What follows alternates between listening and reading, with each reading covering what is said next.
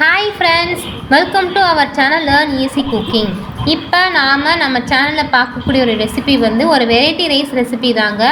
அப்படி என்னம்மா variety rice காட்ட போகிறேன் அப்படின்னு கேட்குறீங்களா? எல்லா வீட்லேயும் யூஸ்வலாக பண்ணக்கூடிய அதே லெமன் சாதம் தாங்க காட்ட போகிறேன். ஏம்மா நீயும் எல்லாருமே பண்ணுறதே காட்டுற அப்படின்னு கேட்குறீங்களா? லெமன் சாதம் நிறைய பேர் வீட்டில் பண்ணுவாங்கங்க. ஆனால் என்ன தான் இருந்தாலும் நமக்கு டேஸ்ட்டாக வரலையே அப்படின்னு நிறைய பேர் புலம்புவாங்க. ஏன்னா வந்து லைட்டாக கசப்புத்தன்மை வந்து கொடுக்கும். இல்லைன்னா வந்து சாதம் வந்து உதிரி உதிரியாக வரலாமல் அப்படியே உங்களுக்கு இப்போ ஒரு மாதிரி கொலான்னு வந்துடுச்சும்பாங்க. இல்லை அப்படின்னா ஒயிட்டாக இருக்குது அப்படிம்பாங்க. இதுக்கெலாம் வந்து சின்னதாக ஒரு ட்ரிக்கு தாங்க பண்ணணும். அதை நம்ம பண்ணிட்டோம் அப்படின்னா கண்டிப்பாக வந்து சாதம் வந்து ரொம்ப குழையவும் இல்லாமல் அதே நேரம் வந்து ஒயிட்டாக இல்லாமல் எல்லா பக்கமும் ஒன்று போலையும் இருக்கும். அதே மாதிரி கொஞ்சம் கூட கசப்புத்தன்மையும் இருக்காதுங்க. ஸோ இப்போ வாங்க அது எப்படி பண்ணுறது அப்படிங்கிறத காட்டுறேன். அந்த ட்ரிக்கு வேணும் அப்படின்னா நீங்கள் வீடியோ வந்து ஸ்கிப் பண்ணாமல் பாருங்கள். இப்போ வாங்க லெமன் ரைஸ் எப்படி பண்ணுறது அப்படிங்கிறத நான் வந்து உங்களுக்கு காட்டுறேன். லெமன் ரைஸ் பண்ணுறதுக்கு நான் வந்து என்ன பண்ணுவேன் அப்படின்னா, ஃபஸ்ட்டு எடுத்தோடனே நம்ம நார்மலாக ஒயிட் ரைஸ் வந்து வீட்டில் எப்போயும் ஆக்குவோம் இல்லையா? அது வந்து நீங்கள் பானையில் வடித்தாலும் சரி, இல்லைன்னா நம்ம குக்கரில் வடித்தாலும் சரி, நார்மலாக எப்படி ஆக்குவீங்களோ அதே மாதிரி ஆக்கிக்கோங்க. அதை வந்து தனியாக எடுத்து வச்சுக்கோங்க. பானைனா பானையிலே அப்படியே இருக்கட்டுங்க, குக்கர்னால் இந்த மாதிரி தனியாக அப்படியே வச்சுக்கோங்க. நான் வந்து எங்கள் வீட்டில் வந்து ஒயிட் ரைஸ் வந்து எப்போயுமே வந்து குக்கரில் தாங்க யூஸ் பண்ணுவோம். அதனால் நான் வந்து குக்கரில் இந்த மாதிரி சாதத்தை வடித்து வச்சுருக்கேன்.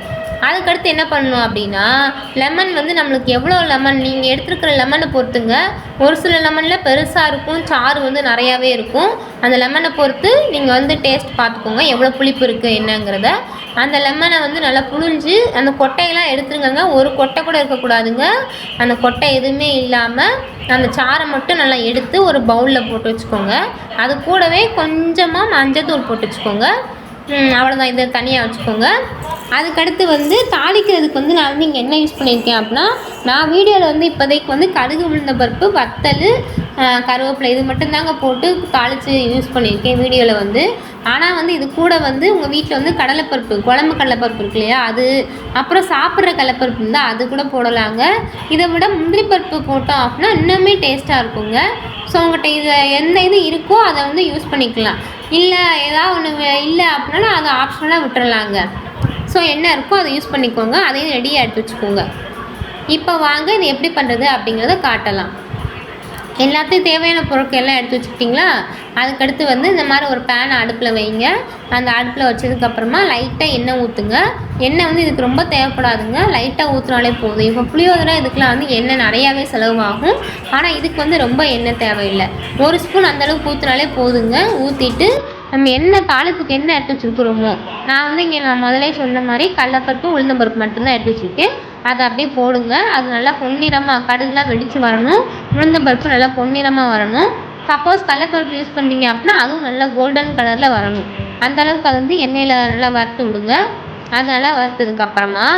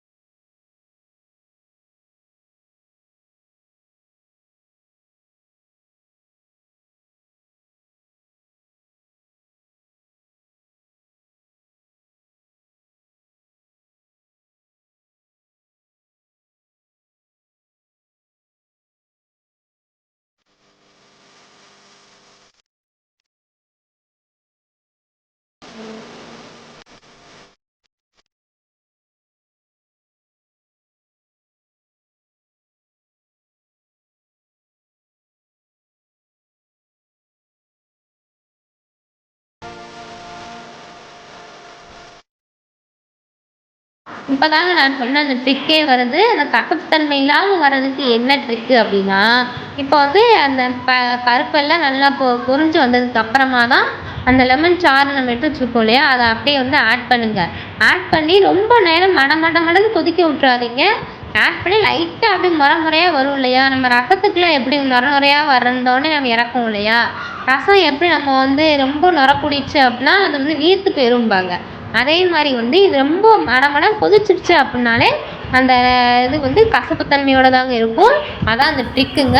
ஸோ நீங்கள் வந்து அந்த பருப்பு, வத்தல், கருவேப்பிலை எல்லாம் வந்து பொரிஞ்சதுக்கப்புறமா கடைசியாக தான் லெமன் சாறு ஆட் பண்ணணும். ஆட் பண்ணிவிட்டு லைட்டாக சூடு ஏறின உடனே அடுப்பு ஆஃப் பண்ணிடுங்க. அடுப்பு ஆஃப் பண்ணிவிட்டு இப்போ வந்து நாம் ஒயிட் ரைஸ் தனியாக வச்சுருக்கோம் இல்லையா குக்கரில், அது கூட வந்து இந்த சாறை அப்படியே ஆட் பண்ணிடுங்க. ஆட் பண்ணி நல்லா கிண்டுங்க.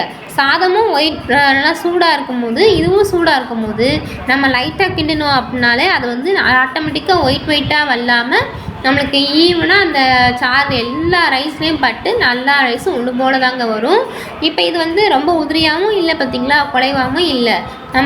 நம்ம நார்மலாக ஒயிட் ரைஸ் சாப்பிடுவோமோ அதே ஃபீலில் தான் இதுவும் இருக்குங்க. அதே மாதிரி நான் சாதம் சூடாக இருக்கும் போதேவும் நம்ம கிண்டிட்டோம் அப்படின்னா எல்லா இடத்துலையும் ஈவனாக ஸ்ப்ரெட் ஆகும். சாதம் கொஞ்சம் ஆறிடுச்சு அப்படின்னா தான் நம்மளுக்கு வந்து ஈவனாக அது ஸ்ப்ரெட் ஆகாது. ஸோ சூடாக இருக்கும் போதே வந்து அந்த சாறை ஆட் பண்ணி நல்லா கிண்டிட்டிங்க அப்படின்னா நல்லா ஈவனாக வந்து உங்களுக்கு கிடைக்கும். இதுதாங்க அந்த ட்ரிக்கு. ஓகே ஃப்ரெண்ட்ஸ், சூடான சுவையான கசப்புத்தன்மையே இல்லாத இந்த லெமன் சாதம் ரெடி.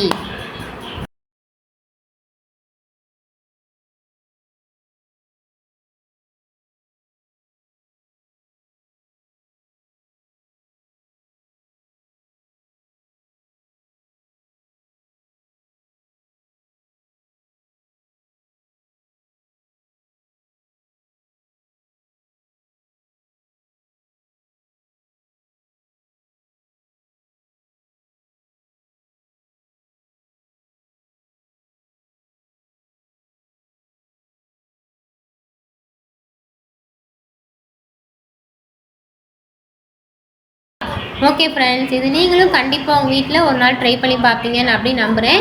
இதை வந்து கண்டிப்பாக குழந்தைங்களுக்கு, உங்கள் ஹஸ்பண்ட்க்கு எல்லாத்துக்குமே வந்து லஞ்ச் பாக்ஸ் ரெசிபியாக நீங்கள் வந்து கொடுக்கலாங்க. ஸோ கண்டிப்பாக அவங்களும் விரும்பி சாப்பிடுவாங்க. நீங்களும் ஒரு நாள் உங்கள் வீட்டில் இதை ட்ரை பண்ணி பாருங்கள். ட்ரை பண்ணி பார்த்து எப்படி வந்ததுன்னு எனக்கு கமெண்ட் செக்ஷனில் கமெண்ட் பண்ணுங்கள். அதே மாதிரி லேர்ன் ஈஸி குக்கிங் அப்படிங்கிற என்னோடய சேனலை இது வரைக்கும் நீங்கள் சப்ஸ்கிரைப் பண்ணல அப்படின்னா இப்போ மறக்காமல் சப்ஸ்கிரைப் பண்ணுங்கள். சப்ஸ்கிரைப் பண்ணிவிட்டு ஆளுங்கிறத செலக்ட் பண்ணிக்கோங்க. அப்போ தான் வீடியோட நோட்டிஃபிகேஷன் உங்களுக்கு வரும். Okay friends, take care. Thank you. பாய்.